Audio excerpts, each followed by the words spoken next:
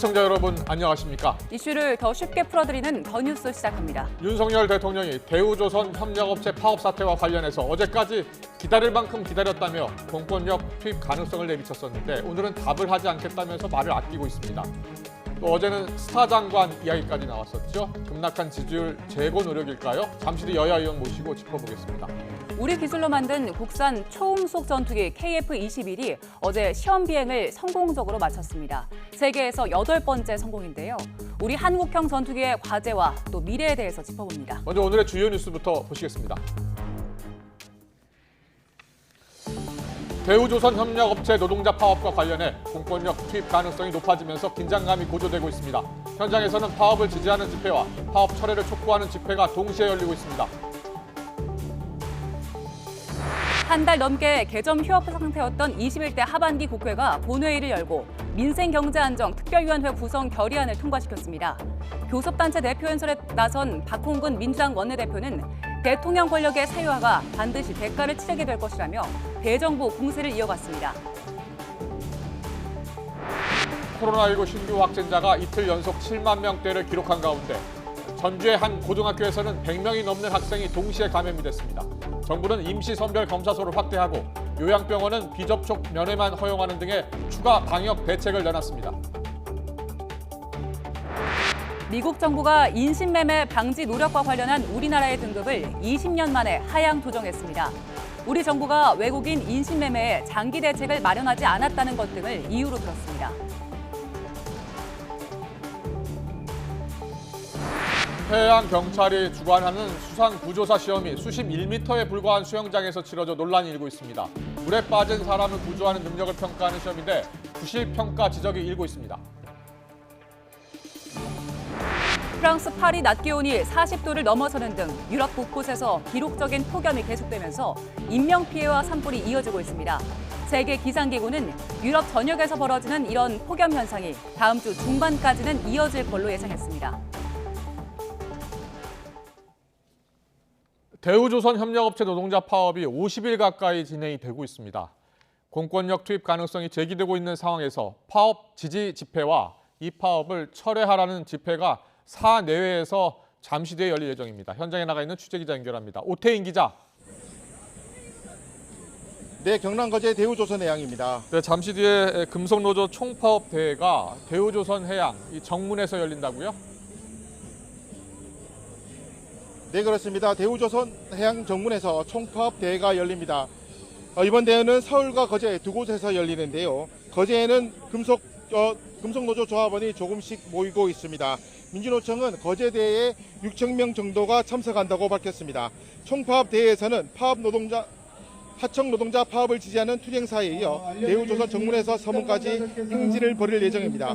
금속노조는 이번 총파업 대회로 대우조선과 협력업체는 물론 정부까지 압박한다는 방침입니다. 이에 맞서 대우조선 안에서는 파업에 참가하지 않은 노동자들이 파업 중단을 촉구하는 맞불 집회를 열 예정입니다. 맞불 집회 참가자들은 하청업체 노동자들이 정거 농성을 벌이고 있는 곳을 지난 것으로 알려지면서 자칫 마찰도 우려되는 상황입니다. 경찰은 기동대 8개 중대를 배치해 혹시 모를 사태에 대비하고 있습니다. 또 대우조선 원청노조가 금속노조를 탈퇴하려는 조직변경조합원 임시총회를 내일부터 이틀 동안 열고 금속노조 탈퇴를 결정할 예정입니다. 또 사무직 노동자 1명도 하청 노동자들이 정가한 선박 구조물에 올라 파업을 철회하라며 1인 시위를 벌이고 있습니다. 노노 갈등이 점점 심해지고 있습니다. 이런 가운데 민주사회를 위한 변호사 모임 등 40여 개 시민단체는 오늘 23일 거제로 희망버스를 보내겠다고 밝혔습니다. 네, 노사협상에서 접점을 찾아야 파업이 끝날 것 같습니다. 지금 협상은 어떻게 진행 중입니까? 네, 어제도 릴레이 협상이 이어졌지만 합의점을 찾지는 못했습니다. 오늘도 11시부터 협상이 시작됐는데요. 다만 하청지에서 요구하는 임금 30%는 어느 정도 합의점을 찾은 것으로 알려졌습니다. 어제 협상에서 사측은 4.5% 인상, 노측은 5% 인상으로 폭을 좁힌 것으로 알려졌는데요. 하지만 노조가 내년 1월 1일부터 임금 10% 인상을 요구해 이를 두고 조율을 하고 있습니다. 또 노조 전임자 등 노동조합 활동 인정을 두고도 노사가 적극적으로 의견을 나누고 있는 것으로 전해졌습니다.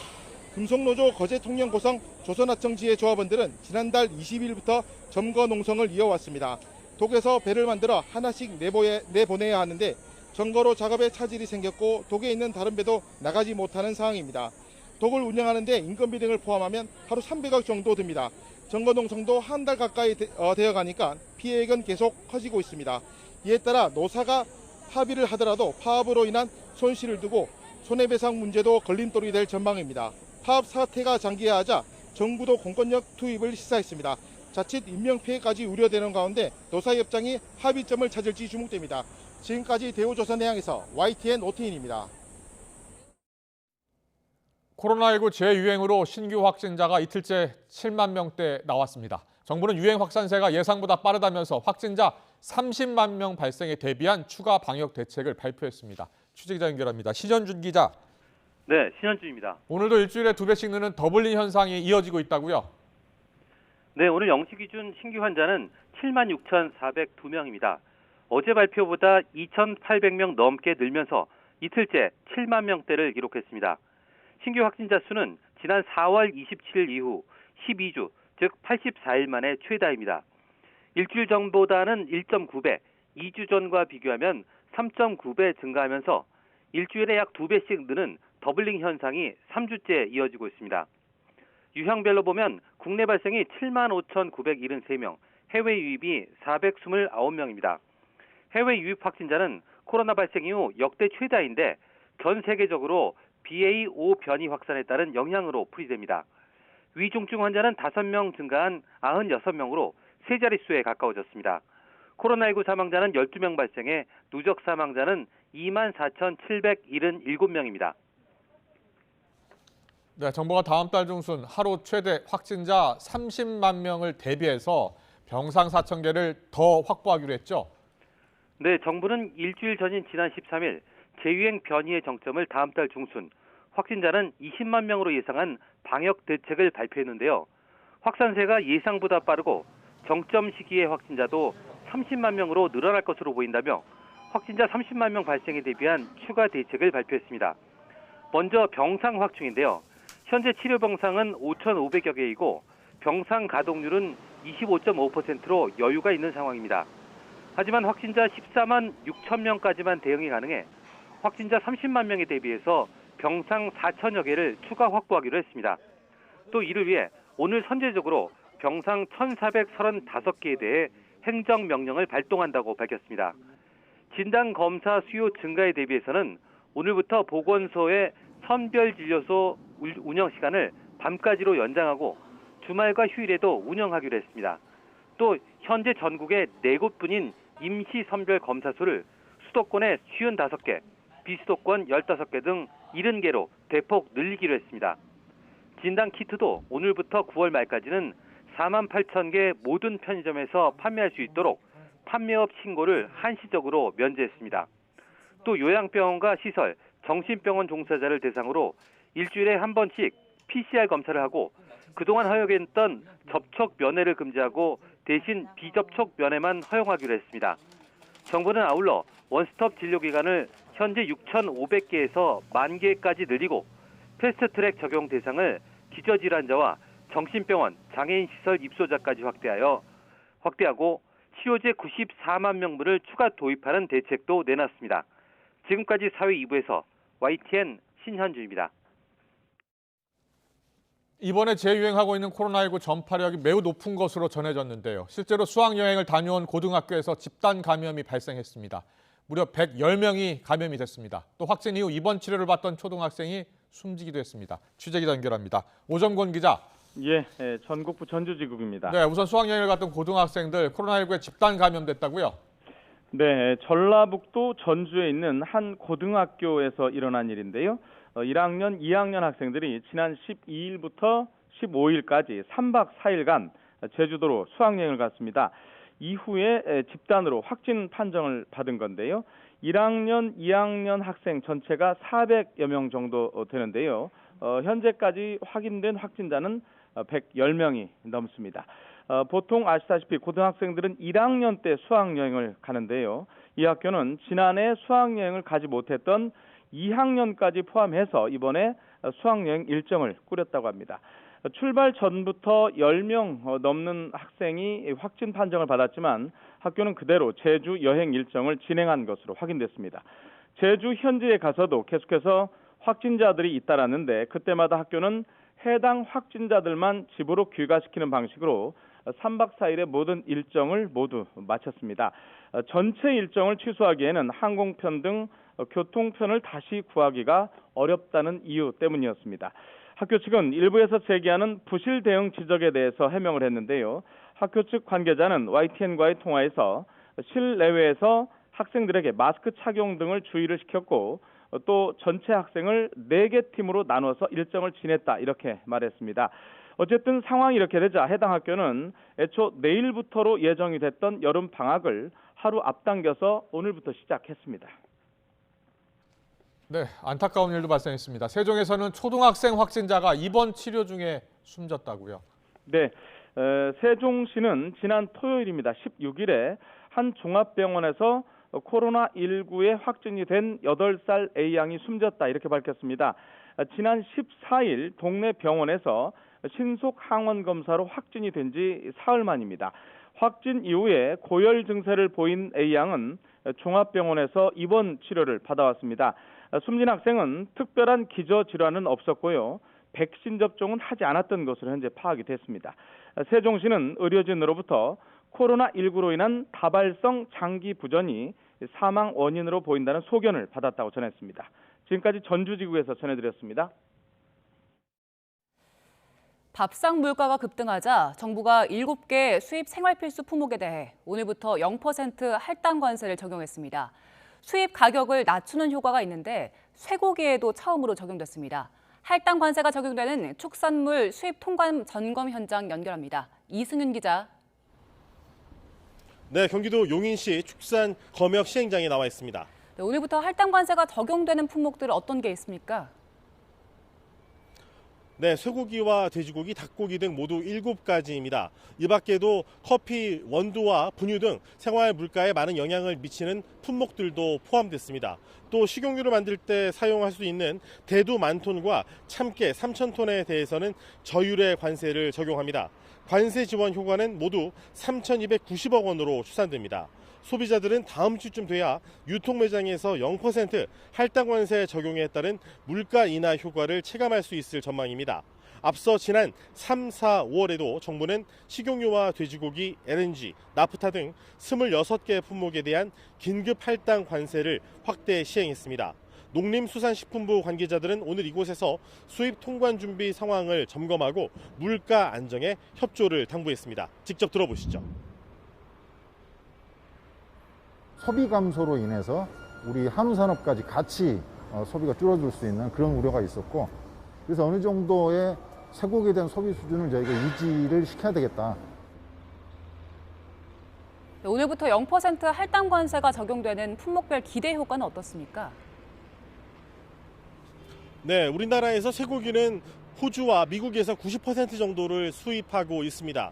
지난 1년 전과 비교할 때 미국산 쇠고기의 소매 가격은 56.3% 올랐고 호주산은 무려 88.8%나 올랐습니다. 할당 관세 적용으로 10에서 16% 수준인 미국산과 호주산 쇠고기의 관세가 인하되면 5%에서 8%의 소매 가격 인하 효과가 기대됩니다. 수입산 쇠고기에 할당 관세를 적용하는 건 사상 처음 있는 일입니다. 돼지고기의 경우 할당 관세 0%가 적용 중인 냉동 삼겹살 1개 수량 10,000톤을 대부분 조기에 소진했습니다. 그래서 삼겹살 성수기인 7, 8, 9월을 맞아 삼겹살 할당 물량을 2만 톤 추가 증량하기로 했습니다. 닭고기 도매가도 평년보다 14.8% 오르자 20%에서 30%에 달하는 브라질산과 태국산의 관세를 인하합니다. 분유도 할당 관세 적용 물량이 10,000톤으로 확대돼 도입 단가가 내려갑니다. 외식 물가에 영향을 주는 커피 원두도 국제 가격이 1년 전보다 46% 상승함에 따라 관세를 인하하기로 했습니다. 수입 단가가 40% 넘게 급등한 주정 원료는 할당 관세 적용으로 식초와 소주, 간장, 샴푸 가격 안정에 기여할 전망입니다. 다만 국내 축산 농가에서는 무관세 정책이 농가를 고사시킬 수 있다며 반발하고 있습니다. 이에 농림수산식품부는 한우 할인 행사 등 이 농가를 위한 지원 정책도 펼치고 있다고 설명했습니다. 지금까지 경기도 용인시 축산 검역시행장에서 YTN 이승윤입니다. 치솟는 물가에 영향을 받는 곳이 또 있습니다. 한상 가득 반찬을 내놓는 백반집은 더욱 허덕이고 있는데요. 식자재 값이 모두 뛰었지만 그렇다고 반찬의 가짓수를 확 줄일 수도 없어서 결국은 밥값을 인상했다고 합니다. 현장에 나가 있는 취재기자 연결합니다. 송재인 기자. 네, 서울 송정동에 있는 백반집에 나와 있습니다. 네, 이제 점심시간이 끝나갈 무렵인데 지금 백반집 분위기 어떻습니까? 네, 말씀하신 대로 점심시간이 끝나면서 이곳 백반집도 오후 장사를 마무리했습니다. 한 상 가득 나오는 백반 정식 한 번에 6,000원. 그러니까 상대적으로 저렴한 식당인 만큼 오늘도 단골들이 이곳을 많이 찾았는데요. 활기를 띨 법도 하지만 반찬을 나르는 직원과 사장의 표정은 그리 좋지만은 못했습니다. 반찬 5종의 주메뉴 한두 가지까지 다양한 반찬 가짓수만큼이나 식자재들 가격이 하나같이 뛰었기 때문입니다. 오늘 점심 메뉴였던 조기구이와 황태국 재료 가격을 살펴보면 먼저 주요 재료인 황태는 킬로그램당 25,000원이던 게 지금은 3만 원에 이르고 조기는 2배 넘게 올라 50마리에 8,900원에서 21,000원까지 치솟았습니다. 무엇보다 채소값이 천정부지로 오르고 있다는 말 이미 많이들 들어보셨을 텐데요. 점심 백반에 포함된 취나물이 두근에 8,000원에서 2만 원으로 2배 넘게 오른 건 물론이고 저녁 고기와 함께 내놓는 상추는 세 접시에 2,000원에서 6,000원으로 무려 3배나 뛰었습니다. 하지만 단골 직장인들과 동네 손님들을 생각하면 당장 반찬 가짓수를 줄이지도 또 한 접시만 더 채워달라는 리필 요구도 쉽게 거절할 수는 없는 상황인데요. 버티고 버텨오던 이곳 백반집은 결국 그제 백반 가격을 1,000원 인상했습니다. 사장의 설명 들어보시죠. 동네 장사를 하다 보니까 없는 사람들이 참 많아요. 근데 이제 그분들이 보통 혼자 오시면 백반에 소주 하나 드시는데 백반 가격이 지금 소주값도 많이 올렸잖아요. 근데 이제 백반 가격이 올라가다 보면 10,000원짜리 한 장으로 드실 수 있는 게 없더라고요. 단골 손님들 덕에 다행히 적자는 피하고 있지만 앞으로 물가가 더 오를 수도 있는 만큼 백반집 주인의 속은 그야말로 타들어가고 있습니다. 지금까지 서울 송정동에 있는 백반집에서 YTN 송재인입니다. 윤석열 대통령이 출근길 약식회견에서 이재용 삼성전자 부회장 사면 여부를 묻는 질문에 사면에 대해선 사전에 일절 언급하지 않는 게 원칙이라고 말했습니다. 직접 들어보시겠습니다. 과거부터 사면 문제에 대해서는 사전에 어떤 범위로 한다든지 그런 거에 대해서 일절 언급하지 않는 것이 원칙이었습니다. 중국부산해양 사태 관련해서 말씀을 하셨는데요. 혹시 경찰력을 포함한 공권력 투입도 좀 고심을 하고 계시는 겁니까? 거기에 대해서는 더 답변 안 할게요. 유럽 대륙이 뜨겁게 달아올랐습니다. 지난주 스페인은 최고 기온이 45.7도, 포르투갈은 47도까지 올라갔고요. 영국과 프랑스, 독일도 40도를 웃돌고 있습니다. 듣기만 해도 덥죠. 이런 폭염 탓에 유럽 21개 나라가 비상경보까지 발령했습니다. 이런 폭염의 원인으로 블로킹 현상이 지목되고 있습니다. 거대한 고기압이 오랫동안 머물러 있으면서 대기 흐름을 정체시키는 건데요. 공기 흐름을 완전히 막았다고 해서 블로킹 현상이라고 부릅니다. 지도를 보면서 설명해드리겠습니다. 지금 대서양 쪽에는 저기압이 머물고 있는데요. 이 저기압은 반시계 방향으로 돕니다. 그러면서 아프리카 대륙 쪽에 있는 뜨거운 공기를 위쪽 서유럽 쪽으로 밀어 올리는데요. 유럽 대륙 쪽을 보면 이렇게 거대한 고기압이 있죠. 아프리카에서 올라온 더운 공기가 이 고기압에 막혀서 빠져나가지 못하는 겁니다. 이렇게 뜨거워진 유럽 지표면에서 열이 다시 올라오면서 더 더워지고 있는 겁니다. 이렇게 계속 달궈지기만 하면 언제 식나 하는 생각이 드는데요. 여기서 변수는 바로 제트 기류입니다. 제트기류는 온도차로 부는 강한 바람인데요. 날씨가 추운 남극 그리고 북극 같은 극지방 그리고 적도, 따뜻한 적도 지방 사이에서 붑니다. 제트기류가 잘 흐를 때 정상적인 날씨를 만날 수 있죠. 그런데 지구 온난화 등으로 북극의 기온이 올라가면 제트기류의 힘이 약해지고 이렇게 구불구불한 형태로 변하게 됩니다. 결국 뜨거운 공기층을 밀어낼 힘이 부족해지면서 유럽 대륙이 블로킹 고기압에 갇힌 겁니다. 전문가들은 지구 온난화에 따른 기후 변화를 경고합니다. 영국 기상청에서는 탄소 배출 대책이 없다면 앞으로 3년마다 이런 폭염이 찾아올 거라고 강조했습니다. 올 여름 유럽의 폭염이 왜 이렇게 심각한지 그 이유를 알아봤는데요. 유럽 곳곳에서 무더위는 물론 산불까지 이어지면서 피해가 속출하고 있습니다. 이번에는 유럽 현지 연결해서 생생한 이야기 들어보겠습니다. 독일 현지 기업에서 근무하는 정병진 씨 연결돼 있습니다. 나와 계시죠? 네, 안녕하십니까. 함부르크입니다. 네, 안녕하십니까. 자, 일단 독일 날씨 오늘 어떻습니까? 많이 덥습니까? 독일 현재 날씨는 아침 7시 16분 지나고 있는데요. 지금은 좀 선선합니다. 보통 이른 아침과 저녁에는 조금 선선한 느낌이 있고 한낮에 강한 떼약볕이 비치는데 특히 어제에 이어서 오늘이 가장 더울 것으로 전망되고 있습니다. 네, 지금 독일에서 생활한 지는 얼마나 되셨습니까? 독일에 거주한 지는 총 3년이 다 되어 갑니다. 함부르크는 독일의 북부에 위치하고 있는데요. 이곳에서는 올해 10월이면 제가 2년째 거주하게 됩니다. 네, 그럼 지난 2년째 거주를 하면서 이렇게 더운 적이 있었습니까? 사실 지난해만 하더라도 정말 덥다, 이례적이다 이런 이야기 많이 들었는데요. 올해는 이 햇살 아래 있으면은 말 그대로 건식 사우나 속에 있는 것 같다 이런 교민들의 이야기도 많이 듣습니다. 그래서 저도 오늘 옷 안에 보여드릴 수는 없지만 수영복 바지를 입고 출근했습니다. 퇴근하자마자 바로 함부르크의 젖줄인 엘베강으로 가서 더위를 식히려고 하는데요. 이 독일의 기상 당국인 데베데에 따르면 어제 화요일 독일 최고 기온은 섭씨 40도를 넘었습니다. 그리고 오늘은 더 뜨거워서 직전 최고 기록인 2019년의 41.2도를 넘어설 수 있다는 우려 섞인 목소리가 나오고 있습니다. 네, 그러면 지금 유럽 다른 국가들 상황은 어떻습니까? 일단 이웃나라 영국 그리고 남부 유럽이 심각합니다. 일단 수도 런던이 있는 영국 남부로 가면요. 2019년 최고 기온이 38.7도였는데 관측 이래 최고 기온이 나왔습니다. 40.2도를 어제 기록하면서 영국 전체가 깜짝 놀라고 충격에 휩싸였습니다. 프랑스는 1942년에 40.3도 이후 가장 높은 기온인 42도를 기록한 낭트에 대한 보도가 많이 나왔는데요. 이 프랑스 기상당국과 독일 언론 그리고 리서치 플랫폼 스태티스타 자료 등을 종합하면 프랑스 남부 휴양지 비아리츠의 수은주가 42.9도까지 올라가서 사실상 어제 43도로 프랑스에서 가장 기온이 높았다 이렇게 볼 수가 있을 것 같고요.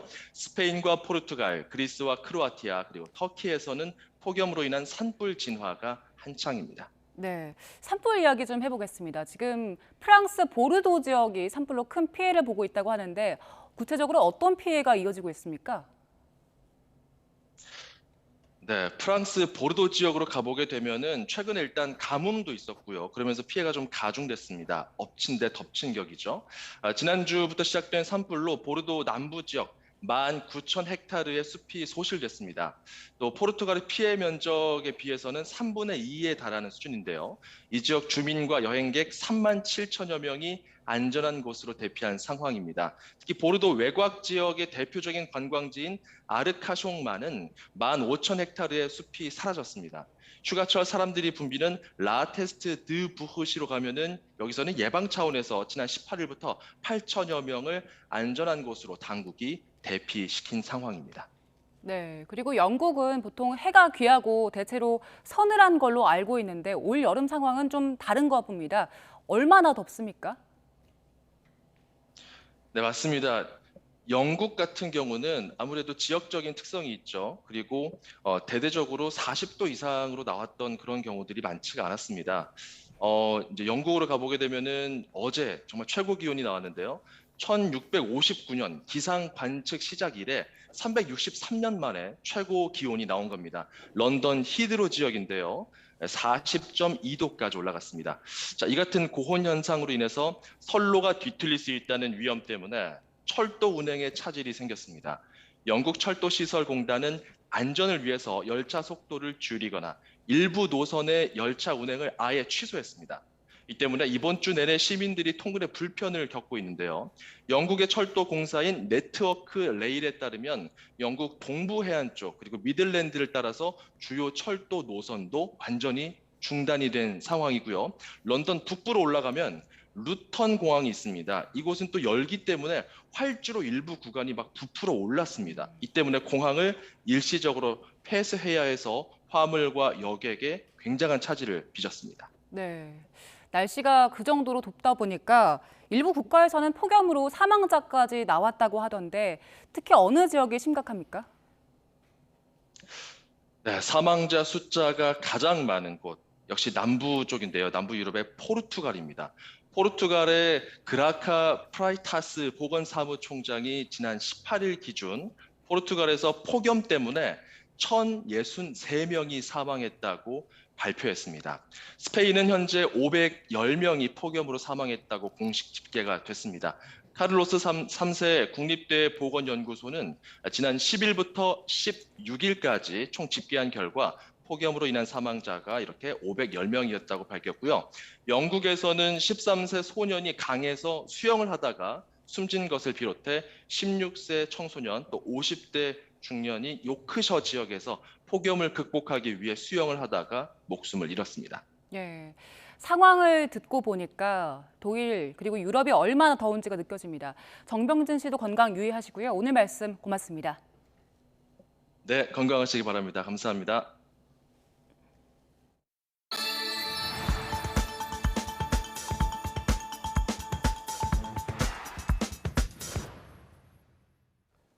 해양경찰이 주관하는 수상구조사 시험 수영장이 규격에 맞지 않아서 형평성 논란이 불거지고 있습니다. 무거운 물체를 들고 수영해야 하는 시험인데 수심이 1m에 불과한 곳이 있어서 수영이 아닌 걸어서 시험을 치러야 할 정도입니다.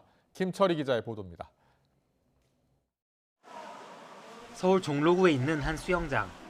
해양경찰이 주관하는 수상구조사 교육장이자 서울 지역 시험장으로 지정된 곳입니다. 지은 지 50년이 훌쩍 넘은 수영장 수심은 1m에서 시작해 점점 깊어지는데 가장 깊은 곳이 3m 정도입니다. 수심이 1m에서 3m, 중간이 한 1.5에서 1.7 되고.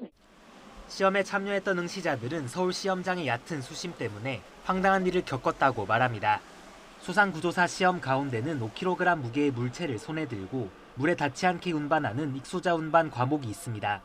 19m 이상을 헤엄쳐 이동해야 하는데 서울 시험장이 너무 얕다 보니 걸어서 이동하는 경우가 대부분이었습니다. 어느 정도 아래쪽으로 발을 차줘야 되는데 1m 깊이에서는 그 자세가 나오기가 불가능하다는 거죠. 그래서 일정 부분은 걸어서 갈 수밖에 없다. 강점 적용을 할 수가 없다는 게 이제 문제라는 거죠. 다른 시험장 사정은 어떨까? 인천 시험장 수심은 최소 3m에서 최대 5m, 수원 시험장의 수심은 5m입니다. 또 다른 시험장들도 대부분 최저 2m 이상, 최대 5m의 수심을 갖추고 있습니다. 국가공인 자격 시험인데도 서울과 다른 지역 간 형평성 논란이 불거질 수밖에 없습니다. 기본적으로 평등한 조건이 제공이 되고 공정한 평가가 이루어져야 되는 게 기본인데 참여했던 인원들이 한 목소리를 내는 게 거기는 시험장으로는 일단은 부적합하다라는 거죠. 이런데도 해경 측은 서울 시험장이 법에서 정한 규격을 지키고 있으며 시험 과정에서 유불리도 발생하지 않는다고 해명했습니다. 또 시험장 교체 계획은 없으며 안전에 유의해 시험을 집행하겠다고 덧붙였습니다. 당장 이 같은 해경 입장을 두고 이해할 수 없다는 반응이 나옵니다. 물놀이 위험이 높은 지역 같은 경우에는 수상구조사를 꼭 국가 자격 있는 사람 배치를 해야 되는데 꼼수를 사용을 해서 그렇게 자격시험이 이루어지는 건 굉장히 상당히 문제가 되겠죠. 지난 2017년 시작된 수상구조사 자격증 시험은 해경 채용시험에서 5점의 가산점을 부여하고 있습니다. 서울 시험장과 다른 지역 시험장의 수심 차이는 응시자들에게는 더욱 크게 느껴질 수밖에 없습니다. YTN 김철입니다. 인하대학교가 교내에서 발생한 성폭행 사망 사건의 가해 학생에 대해 징계 절차에 들어갔습니다. 인하대는 학칙 징계 규정에 따라 준강간치사 혐의로 구속된 1학년생 A씨의 징계를 해당 단과대 학장에게 의뢰했다고 밝혔습니다. 규정에 따른 징계는 근신과 유기정학, 무기정학과 퇴학 4가지로 퇴학을 당하면 재입학을 할 수 없게 됩니다. 충남 서산경찰서는 술에 취해 택시기사를 무차별 폭행한 20대 남성 A씨를 현행범으로 체포해 조사하고 있다고 밝혔습니다. A씨는 어제 정오쯤 충남 서산시 갈산동에 있는 한 도로에서 60대 택시기사를 손발로 마구 때려 얼굴 등을 다치게 한 혐의를 받습니다. 경찰은 A씨가 만취 상태여서 상황이 잘 기억나지 않는다고 진술했다며 수사 진행 상황에 따라 구속영장 청구 여부를 판단할 방침이라고 설명했습니다. 그제 오후 7시 반쯤 충남 당진시 수청동에서 인도를 걷던 12살 아이가 맨홀에 빠져 다리 등을 다쳤습니다. 깊이 1m가 넘는 맨홀은 뚜껑이 파손돼서 구멍이 뚫려 있었고 플라스틱 재질의 수도 계량기 덮개로 덮여 있었습니다. 당진시는 인도 옆 공터를 주차장으로 사용하면서 맨홀 뚜껑이 파손된 뒤 누군가 신고하지 않고 임시로 가려졌던 것 같다고 밝혔습니다. 올해 2분기 발생한 범죄가 전분기 대비 10% 넘게 증가한 가운데 지난 4월 사회적 거리두기 해제 이후 성범죄와 폭행 등이 부쩍 늘어난 걸로 집계됐습니다. 경찰청 통계를 보면 올해 2분기 범죄 발생 건수는 36만 7천여 건으로 1분기 32만 2천여 건보다 13.9% 늘었습니다. 범죄 종류별로는 살인이 181건에서 173건으로 다소 줄었지만 강간과 강제추행 등 성범죄는 4,900여 건에서 5,500여 건으로 12%가량 늘었고 절도 범죄도 3만 8천여 건에서 4만 6천여 건으로 19% 이상 급증한 걸로 집계됐습니다.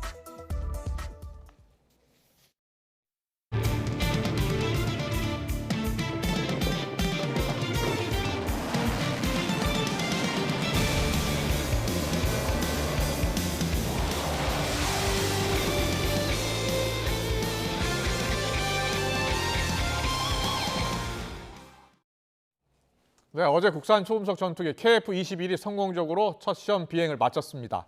우리 기술로 만든 전투기가 30여 분 동안 하늘을 갈랐는데요. 이번 시험 비행 성공으로 우리나라는 세계에서 8번째로 초음속 전투기를 개발한 나라가 됐습니다. 이번 시험 비행의 의미와 앞으로의 전투기 개발 미래에 대해서 짚어보겠습니다. 양욱 아산정책연구원 부연구위원 연결돼 있습니다. 연구원님 나와 계시죠? 예, 안녕하십니까? 네, 안녕하십니까? 자, 한국형 초음속 전투기 KF-21 어제 착공을 나갔고요. 군사 전문가로서 어제 비행 성공을 어떻게 보셨어요? 일단은 기술적 성공 여부나 이런 것들을 전부 떠나서 네. 드디어 대한민국에서도 이렇게 최첨단 전투기를 제대로 설계를 하고 스스로 띄울 수 있는 그런 날이 왔구나라고 하는 점에서 굉장히 감개무량했고 그다음에 관계자 여러분들께 축하의 박수를 드리고 싶었습니다. 그렇군요. 사실 첨단 전투기 개발이요. 지난 2000년대부터 처음 이제 시작을 했습니다. 거의 20년 넘게 개발을 하고 있는 과정인데요. 우여곡절이 많았습니다. 가장 큰 어려움이 어디에 있었습니까? 사실은 정말 큰 어려움은 이 사업을 시작하느냐 하지 않느냐 이 단계에서부터 있었습니다. 예. 지금 개발이 20년 가까이 됐다라고 말씀을 하셨지만은 사실상 한 10년 정도는 이걸 개발을 할 거냐 말 거냐를 놓고 거의 많은 시간을 낭비한 그런 안타까움이 있었습니다. 그랬군요. 예. 자, 일단 2016년부터 본격적으로 이제 체계 개발이 시작됐습니다. KF-21 보라매 국산 초음속 전투기. 자, 재원부터 보겠습니다. 어떤 특징이 있습니까? 자, 일단 이 기체가 형상이 굉장히 스텔스 전투기의 그런 형상을 갖추고 있습니다. 네. 그래서 사실상 형상 자체로만 보면 스텔스에 무한히 가깝지만 안타깝게도 내부 무장창을 장착하고 있지 않기 때문에 그런 한계가 있습니다. 그럼에도 불구하고 굉장한 스텔스성을 갖고 있고요. 그다음에 A사 레이더 이런 부분들을 장착을 하고 있어서 거의 하여튼 이 항전 장비 계통에서는 첨단이다라고 말씀드릴 수 있습니다. 그렇군요. 또한 이 비행기 크기는요. F-16보다 살짝 크고 F-15K보다는 작은 그런 기체에 해당한다고 말씀드릴 수가 있겠습니다. 그렇군요. 자, 스텔스 기능이라고 하면 레이더에 잡히지 않는 기능 아니겠습니까? 스텔스 기능도 있는 겁니까?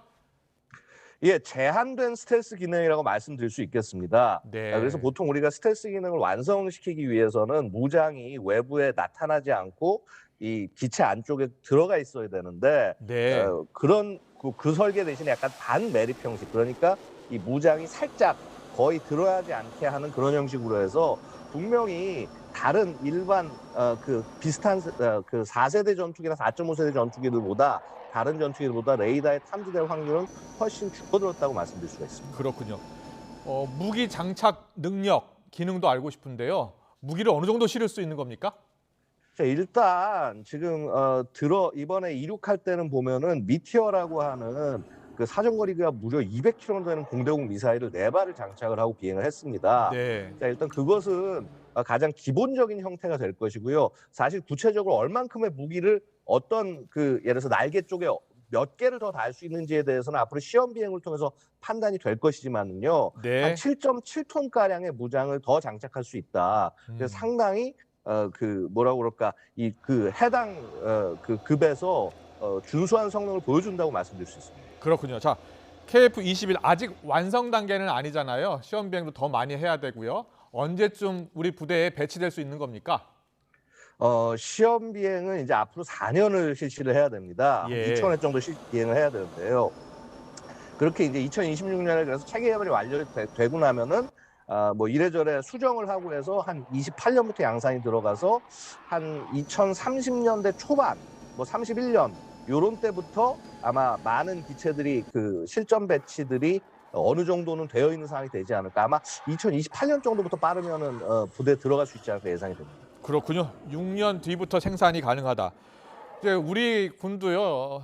이제 전투 개발에 성공을 했고 특히 초음속 전투 개발에 성공했기 때문에 앞으로 미래가 매우 밝지 않겠습니까? 앞으로 우리 전투 개발의 과제는 뭐가 될까요? 가장 중요한 과제요?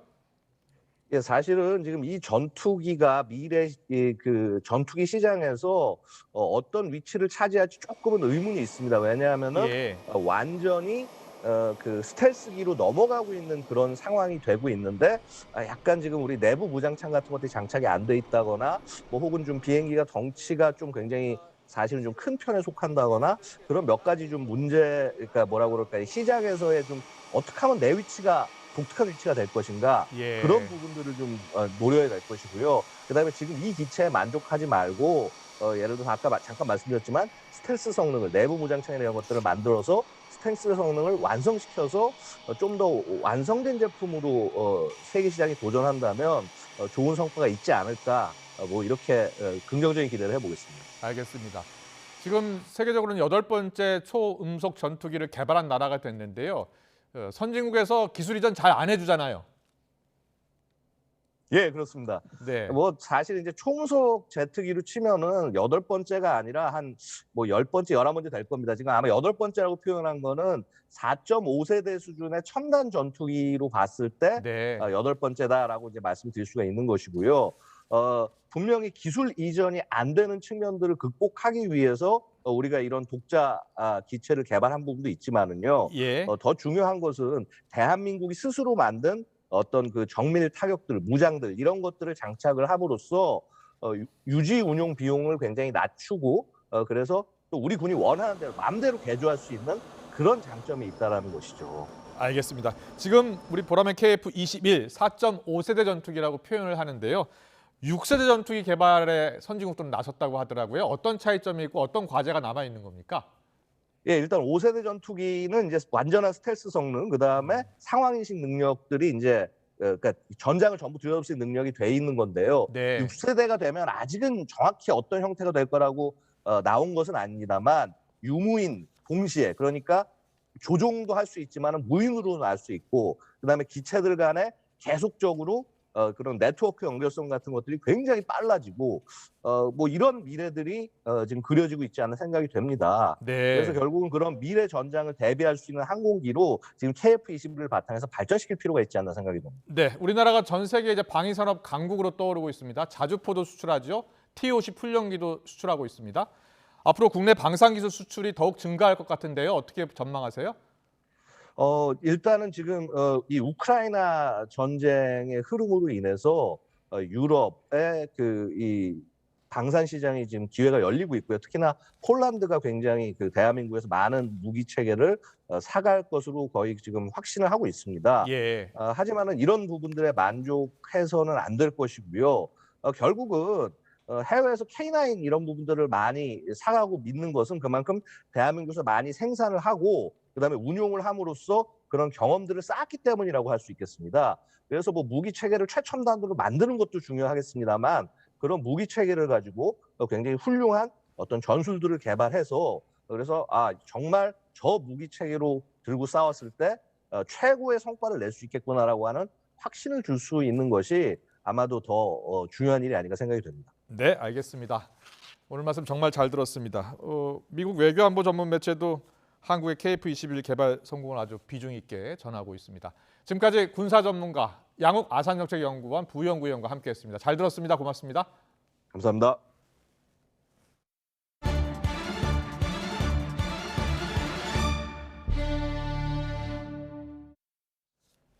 북한 해커가 랜섬웨어를 이용해서 미국의 병원들을 공격한 사실이 공개가 됐습니다. 미국 정부는 해당 병원들이 북한 해커에게 지불한 금품을 회수해서 돌려줬습니다. 김원배 기자의 보도입니다. 리사 모나코 미국 법무부 차관이 사이버 보안 회의에서 미국 캔자스주의 한 병원이 지난해 북한 해커의 랜섬웨어 공격을 받았다고 밝혔습니다. 랜섬웨어는 시스템을 잠그거나 데이터를 암호화해 컴퓨터를 사용 불가능한 상태로 만들고 이를 풀어주는 조건으로 금전을 요구하는 방식의 악성 프로그램을 뜻합니다. 해당 병원은 북한 해커가 요구한 액수를 암호화폐로 지불했습니다. 모나코 차관은 병원 입장에서는 해커가 요구하는 돈을 지불할 수밖에 없었다고 설명했습니다. 랜섬웨어가 침투한 서버에 담긴 환자에 대한 각종 기록이 암호화된 탓에 위급한 환자에 대한 진료 자체가 불가능해졌기 때문입니다. 또한 북한 해커들은 48시간 내에 돈을 내지 않으면 요구 액수가 2배로 될 것이라고 협박했습니다. 미국 정부는 암호화폐를 추적하는 도구를 사용해 이 병원이 지불한 돈이 중국에 위치한 돈 세탁 업체에 들어갔다는 사실을 확인했습니다. 이 업체는 북한 해커들이 암호화폐를 현금화하는 것을 도와준 전력이 있는 업체로 알려졌습니다. 미국 정부는 이 돈 세탁 업체의 계좌를 추적하는 과정에 콜로라도주의 병원도 랜섬웨어 공격을 받은 뒤 금품을 지불한 사실을 발견했습니다. 미국 정부는 금품을 회수해 피해 의료기관에 돌려줬습니다. 모나코 차관은 회수 액수를 밝히진 않았지만 로이터 통신 등은 전체 회수액이 50만 달러, 우리 돈으로 약 6억 5천만 원이라고 보도했습니다. YTN 김원배입니다.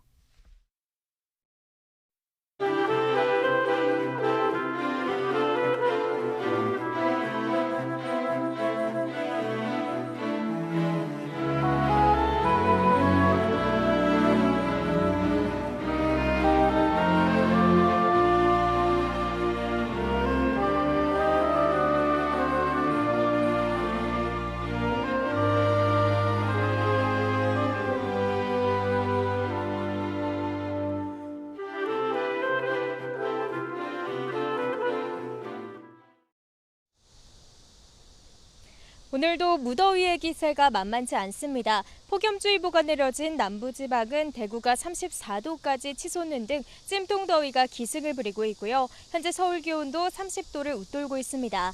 더위로 인한 불쾌감이 무척 심하니까요. 온열 질환에 걸리지 않도록 수분 섭취 충분히 해주시고요. 틈틈이 그늘에서 휴식도 취해주시기 바랍니다. 현재 전국 하늘에 구름 많은 가운데 강한 자외선이 내리쬐고 있습니다. 특히 호남 지역은 자외선 지수가 위험 수준까지 치솟아 있으니까요. 자외선 차단에 각별히 신경 써주시기 바랍니다. 오늘 밤사이에는 전국에 장맛비가 내립니다. 제주도는 내일 오후까지 오락가락 비가 이어지겠고요. 오늘 밤부터 내일 오전 사이 남해안 많은 곳은 80mm 이상, 그밖에 충청 이남에도 최고 70mm의 비가 내리겠습니다. 특히 충청 이남 지방에는 밤사이 시간당 30mm 안팎의 장대비가 집중될 수 있겠습니다. 또 서울 등 수도권과 강원도에는 5mm 미만으로 적은 비가 예상됩니다. 내일 아침 기온은 오늘과 비슷하거나 조금 낮겠습니다. 서울 24도, 대구 23도, 광주는 25도로 출발하겠습니다. 비가 적게 내리는 중부지방은 서울과 춘천의 낮 기온이 31도로 무더위가 이어지겠지만 강한 비가 집중되는 남부지방은 대구 28도, 전주 29도 등으로 더위가 주춤하겠습니다. 내일 비가 그친 뒤에도 곳곳에 소나기 소식이 잦겠고요. 토요일 오후부터 일요일 오전 사이 전국에 또 한 차례 장맛비가 내리겠습니다. 오늘 밤부터 남해안과 제주도에는 초속 15m 안팎의 돌풍이 몰아치겠습니다. 시설물 관리와 해안가 안전사고에도 각별히 주의해 주시기 바랍니다. 지금까지 YTN 윤수빈입니다. 윤석열 대통령이 대우조선 협력업체 파업 사태와 관련해서 어제까지 기다릴 만큼 기다렸다면서 공권력 투입 가능성을 내비쳤었는데요. 오늘은 답을 하지 않겠다면서 말을 아꼈습니다. 또 대통령은 안 보인다는 얘기가 나와도 좋다면서 스타 장관 이야기까지 했죠. 급락한 지지율을 끌어올리려는 노력일까요? 잠시 뒤 더 뉴스 2부에서 여야 의원과 함께 알아보겠습니다.